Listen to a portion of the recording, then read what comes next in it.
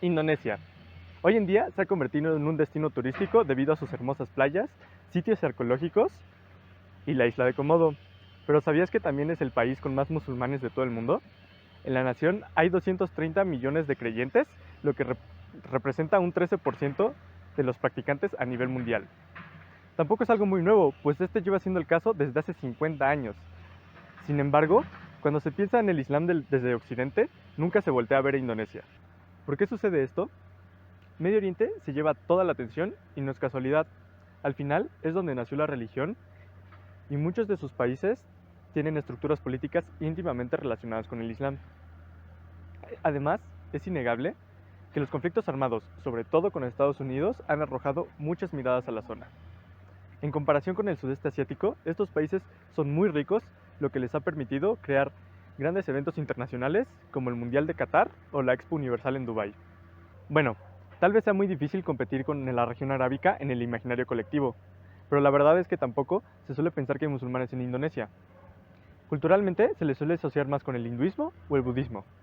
Tampoco es una creencia descabellada, pues poseen el templo budista más grande del mundo y muchos de los países aledaños siguen practicando estas tradiciones. Entonces, ¿cómo se ha llegado a este punto? Sucede que la historia de Indonesia es muy peculiar, pero primero hay que entender que como país existe desde 1945. Antes de eso, las islas estuvieron rara vez bajo un mismo gobierno. En su lugar, hubo diferentes imperios, reinos, sultanatos, colonias y demás formas de organización política que constantemente entraban en conflicto. Actualmente, el país consta de 17.500 islas, de las cuales existen 5 principales: Java, Borneo, Sumatra, Sulawesi y Nueva Guinea.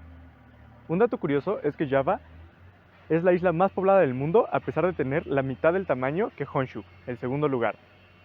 Los primeros contactos con el Islam fueron al norte de Sumatra alrededor del siglo XI, pues en esa zona había muchos puertos mercantiles para comerciar, sobre todo con India. Cabe decir que en esta época ya habían ido y venido varios reinos, sobre todo budistas e hinduistas, cuya historia escapa al objetivo de este video. En la zona se comerciaban todo tipo de bienes, pero los musulmanes estaban principalmente interesados en las especies.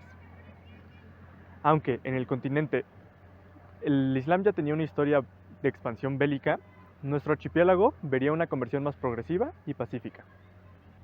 El pilar fundamental para entender este fenómeno es el comercio, pues entre más tiempo pasaba, la relación económica se hacía más fuerte y la religión se expandía poco a poco. A mediados del siglo XIII, al norte de Sumatra, fue fundado el sultanato de Samudra Pasai, el primero de muchos. En la leyenda se dice que su fundador, Malik al-Salih, vio a Muhammad en un sueño y por eso se convirtió, pero algunos creen que este poblado, como otros, adoptaron la religión por los beneficios comerciales que conllevaba.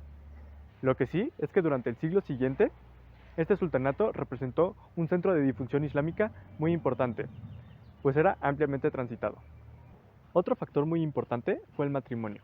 Por ejemplo, en el año 1409, el rey de Malaca, lo que hoy es Malasia, se casó con una princesa Pasai. Su reinado pasó a convertirse en un sultanato que posteriormente sería una de las principales fuerzas bélicas y políticas de la zona. También hay que decir que existieron varios musulmanes cuyo principal propósito era expandir la religión. De entre estos, los 9 más importantes fueron nombrados la Bali Sangha, cuya labor en la isla de Java durante el siglo XV y XVI fue muy importante. Al parecer, la tradición mística del Islam fue una de las principales características que llamaba la atención de los pobladores. Esto puede deberse al panteísmo y experiencialismo presente en el budismo y en el hinduismo. Dicho esto, las armas tampoco faltaron, pero fueron utilizados por los mismos sultanatos de la región para obtener más territorio y poder. La verdad es que estas islas siempre están en conflicto, sobre todo por el dominio de los puertos. Sin embargo, nunca hubo una invasión de los califatos, como sí sucedió en Europa, África y algunas otras partes de Asia. También es importante decir que en la zona había varios inmigrantes chinos, de los cuales muchos se volvieron musulmanes. A inicios del siglo XV, uno de los principales exploradores militares de la dinastía Ming, Zheng He, adoptó la fe del Islam y apoyó económicamente a varios sultanatos. Su principal propósito era controlar las vías marítimas y demostrar el poderío chino. A pesar de no formar parte de una tradición colonialista ni imperialista, por lo que no anexó ningún territorio, sí ayudó a desplazar muchos reinados no islámicos que entorpecían sus objetivos. Como se puede ver, a estas alturas ya había varias culturas dialogando en la región y mezclándose. Esto fue muy importante por el sincretismo que hubo de tradiciones, costumbres y creencias. Fue hasta el siglo XVI que el Islam se consolidó como la religión más importante del archipiélago. Esto debido a la derrota del imperio Majapahit, el último hinduista de la región. Situado principalmente en Java, fue el estado preislámico más importante de toda Indonesia. En su auge, controló la mayoría de Sumatra, Borneo y Malaca. Sin embargo, los sultanatos le iban ganando terreno y debido a varios conflictos internos terminó disolviéndose en 1527 y el sultanato de Demak tomó su lugar. Varios de los sobrevivientes de este imperio huyeron a la isla de Bali, que hoy en día es uno de los principales destinos turísticos del país, y la mayoría de su población se sigue conservando en la religión del hinduismo. Sin embargo, los europeos no tardaron en darse cuenta del potencial comercial de la región debido a las especias. Neerlandeses y portugueses intentaron adueñarse del archipiélago. Los sultanatos siempre representaron una defensa, pero su poder marítimo era inferior. Fue en 1602 que se creó la Compañía Neerlandesa de las Indias Orientales, también conocida como la BOC, a la que se le fue otorgada el monopolio del comercio en Asia. La BOC se instaló principalmente en Indonesia y posteriormente hizo de su principal centro de operaciones Yakarta, la capital del país. La BOC fue la primera compañía multinacional y obtuvo un gran poderío, pues el gobierno le otorgó el derecho de establecer colonia, acuñar moneda, negociar tratados y declarar la guerra. En la práctica, despojaba de autonomía todas las zonas que dominaba y ayudó a esclavizar, vender, abusar y matar a los locales. Varias de estas islas tenían como factor común el Islam, por lo que se volvió un símbolo de resistencia. Cuando la compañía quebró en 1800, el gobierno de los Países Bajos instauró la colonia de las Indias Orientales Neerlandesas. Debido a la crítica internacional, esta colonia declaró abolida la esclavitud en 1860, pero la verdad es que muchos de estos territorios seguían operando bajo ese mismo sistema. A pesar del gran poderío que tenía la BOC, nunca logró anexarse las grandes islas de la actual Indonesia. Fue hasta esta colonia que, con muchas guerras de conquista, se logró unificar por primera vez todos estos terrenos bajo un mismo gobierno. En el siglo XIX y XX hubo muchos conflictos con la autoridad europea, sobre todo en las islas de Sumatra y Java, que tenían estructuras islámicas más fuertes. A inicios del siglo XX, el movimiento independentista indonesio, con influencia comunista, empezó a cobrar una fuerza considerable. Lamentablemente, los 1900 serían un siglo con mucha turbulencia política para el país también.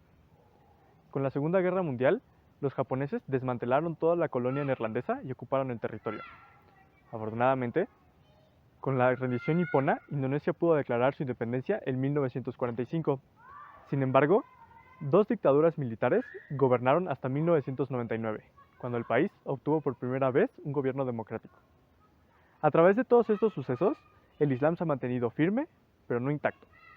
El desarrollo histórico del país ha permitido que la religión se viva de una manera muy distinta a lo que Medio Oriente nos tiene acostumbrados.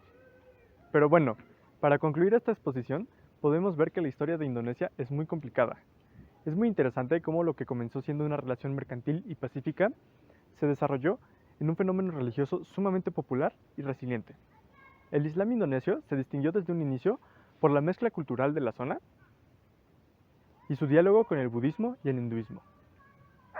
Posteriormente se convirtió en un símbolo de resistencia frente a la colonización europea y en el siglo XX se reafirmó siendo Indonesia el país con más musulmanes de todo el mundo. En lo personal, no me resulta extraño que actualmente no se asocie a Indonesia con el Islam. La historia del sudeste asiático es muy complicada y la verdad es que el profeta Muhammad solo es popular en Malasia e Indonesia. Países cercanos como Camboya y Vietnam son profundamente budistas, mientras que Filipinas y Australia son cristianos. Y todavía hay remanentes del hinduismo, como es el ejemplo de Bali. Pero no por esto hay que menospreciar el fenómeno islámico de la región. Por el contrario, resulta más interesante su desarrollo y cómo ha llegado a lo que es hoy en día. Sin duda, un suceso único.